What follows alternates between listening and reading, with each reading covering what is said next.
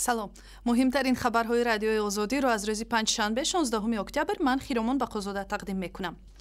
مذاکرات پرزیدنتان تاجیکستان و آذربایجان در دوشنبه با امضای 4 سند همکاری به انجام رسید. در ملاقات امروزه امام علی رحمان و ایلهام علیف در دوشنبه سازشنامه‌ها درباره همکاری در ساحه بهداشت، کارانتین رستنی، پیشگیری از حالت‌های فوق‌العاده و همکاری‌های علمی به امضا رسیدند. در نشست همچنین به توسعه همکاری‌های دوجانبه در ساحه‌های گیدروانرژتیکا و نفت و گاز تاکید شده است. در ملاقات با خبرنگاران پرزیدنتان گفتند که مناسبات خود را به مسائل داغ این کشورها هم بیان کردند. ارزیابی بحران قره‌باغ کوهی یکی از موضوعهای صحبت ما بود و من نقطه نظر کشورم را ابراز نمودم که چنین است. تاجیکستان که دهشت جنگ را از سر گذرانده است، اصولاً جانبدار حل آسایشته این بحران بر پایه قطعنامه‌های مربوطه شورای امنیت سازمان ملل متحد است.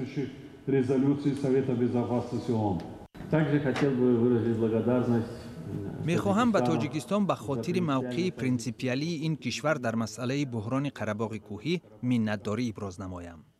در اعلامیه‌ای که ما حالا امضا کردیم تاکید گردیده است که این بحران باید با حفظ تمامیت ارضی آذربایجان و اجرای قطعنامه‌های شورای امنیت سازمان ملل متحد رفع گردد. طبق مشورت پرزیدنتان تاجیکستان و آذربایجان سال آینده در دوشنبه و باکو برنامه فرهنگی نظامی خانی برگزار می شود. بازدید ایلهام علیف از تاجیکستان تا فردا ادامه می کند. در تاجیکستان به طور بی‌سابقه قرب رسمی سامانی پایین شده است.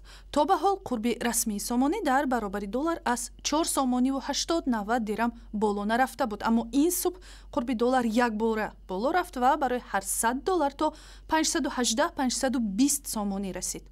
بانک ملی میگوید روزهای اخیر تا 7 میلیون دلار را به بازار برآورد، اما این پیش راه افت قرب سامانی را نگرفت. با اعتماد اقتصادشناسان اگر قرب سامانی تنظیم نشود از 550 سامانی هم بالا می رود. سبب این وضع در بالاروی ارزش دلار در روسیه، کاهش میزان انتقال پولهای مهاجران و پایین رفتن نرخ پخته و آلومینی بوده است.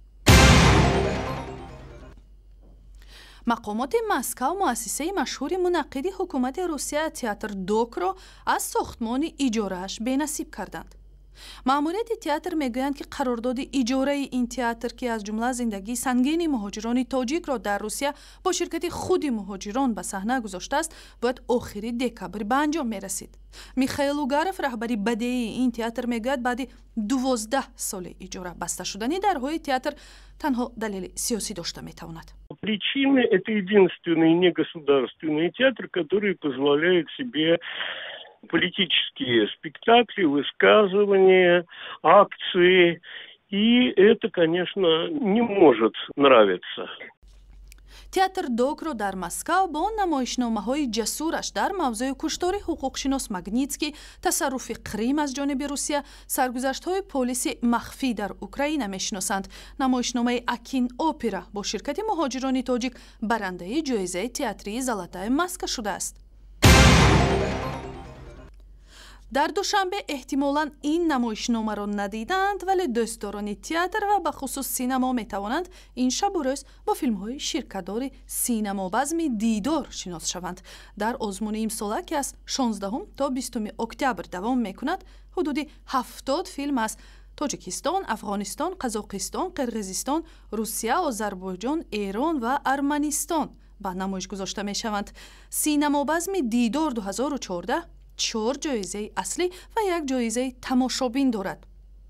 بزم امساله به 110 سالگی اولین کارگردان، هنرپیشه، فیلمنامه‌نویس تاجیک و یکی از بنیادگذاران سینمای آسیای میانه کامیل یورمدوف بخشیده شده است.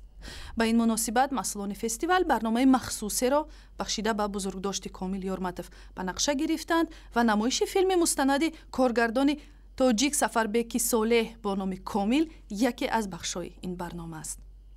یک فیلمی مستند است 2 ساعت 6 دقیقه است درباره کومیل ارماتوف بنیانگذار سینمای آسیای مرکزی اولین تاجیکی که رفته تحصیلات حرفه‌ای در بخش سینما کرده است و برای ما باید افتخار باشد واقعا و درباره کومیل ارماتوف یک فیلم ترجمه حالی یا که زندگی نامه نیست این چند فکر و دیدی نفرایی هستند که با کومیل ارماتوف نزدیک بودند.